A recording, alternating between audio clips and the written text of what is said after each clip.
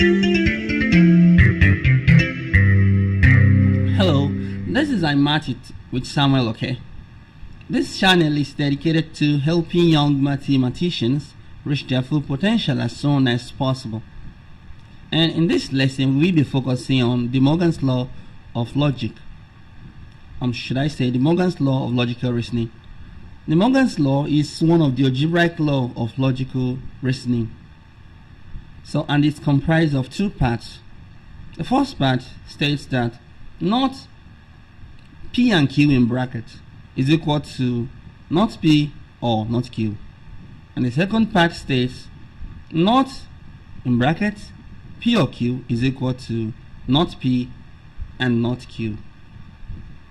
So we'll go on right now and show the truth value for each of the statements on the truth table.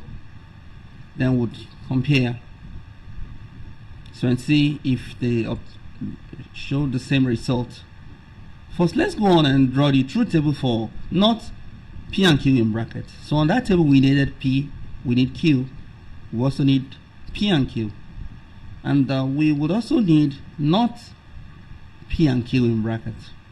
The four possible scenarios are, probably you know this before, is true true, true false, false true, and false false for P and for Q respectively.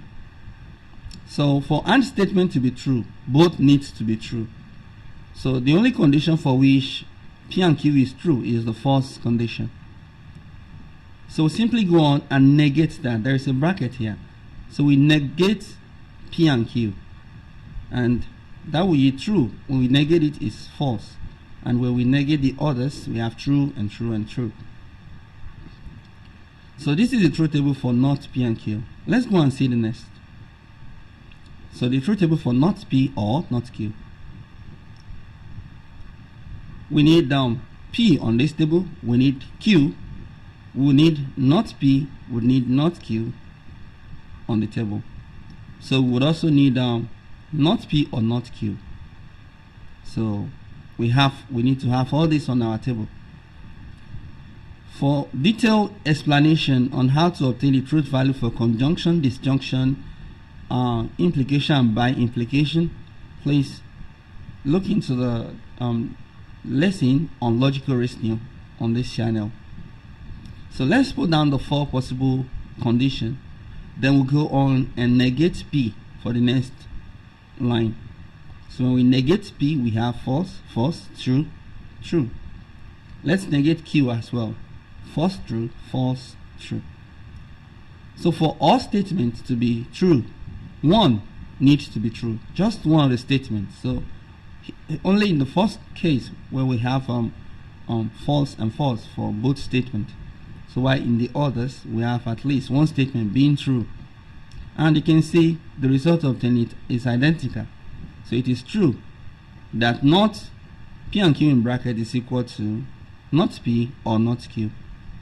This is the proof to the first part of DeMorgan's law of logical reasoning. So let's go on and draw the truth table for not P or Q in bracket. So on that table we needed P, Q, would also need P or Q, and finally we would need not P or Q, not P or Q, P or Q in bracket. So the four possible conditions, let's put them down. True, true, true, false, false, true, false, false.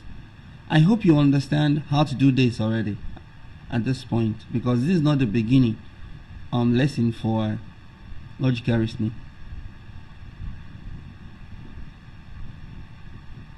Okay. If you are getting lesson from this, if you are getting value from this lesson, please remember to hit the like button and subscribe for more content like this. So for all statements to be true, you just need one of the statements to be true. So let's go on and negate that. So we obtain false, false, false, and true. When we negate P or Q, remember for all statements to be true, you just need one of the statements to be true. Okay, so let's see the truth value for the next statement on the truth table. So here we have not P and not Q to deal with. So on that table we are going to need P, Q.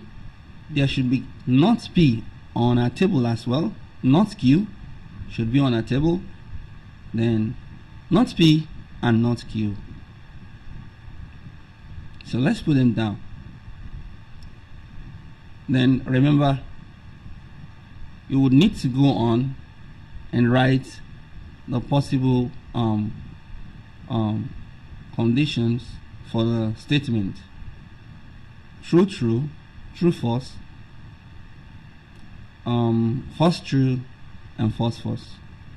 Remember, if we are having false 3 statements, there will be 8 possible conditions. Now I am negating not P. Now let's negate Q as well. So we obtain false, true, false, true. So for AND statement to be true, both need to be true, or else the truth value for the statement will be false. So, and the only condition where the compound statement is true is for the last case. Now if you compare these two tables, you will see that the result for the two compound statement is identical. And that also proves that the second part of DeMorgan's law of logical reasoning is true. Okay, and so this is what this lesson would, and that's all. You can look into detailed lesson on other instruments for obtaining compound statements on this channel. Keep mathing it, keep winning.